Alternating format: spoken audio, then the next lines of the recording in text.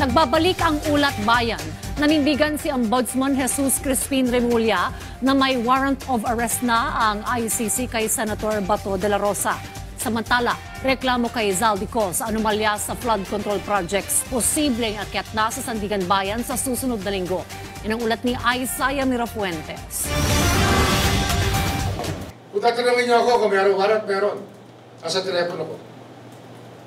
I have a copy. Pero hindi pa yan, hindi siya official copy, kaya basta alam ko meron. Ito ang pinanindigan ni Ombudsman Jesus Crispin Remulla kaugnay sa kanyang naging pahayag noong Sabado na may warrant of arrest na mula sa ICC si Senator Bato de la Rosa. Kahit pa, nagsabi ang Department of Justice na wala silang natatanggap na warrant of arrest ng senador. Sila wala, nauna ako sa kanila. I did that as a function of my being a journalist also for the day of first Saturday. Kasi na-scoop ko yun nakita ko Makalipas ang mahigit 100 araw, simula nang pumutok ang isyu kaugnay sa anomalya sa flood control project. Ayon sa Office of the Ombudsman, inaasahan ngayong linggo o sa susunod na linggo ay may aakyat na sa Sandigan Bayan ang kaso laban kay former Representative Zaldico. Dito sa Office of the Ombudsman, baka mauuna yan kasi submitted for resolution ang kaso nito.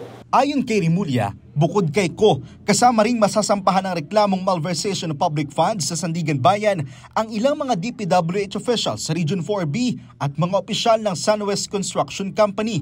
Kaugnay ito sa substandard flood control projects sa Oriental Mindoro. Kumbinsido ang Ombudsman sa kanilang investigasyon dahil sila mismo ang mga opisyal na pumirma sa maanumalyang proyekto.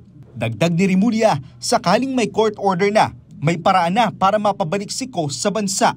Malamang dyan na magsisimula ang pag-cancel ng passport kasi pag naisampay na sa Sandigan Bayan, kinakailangan mo ng court order para makasila ang passport.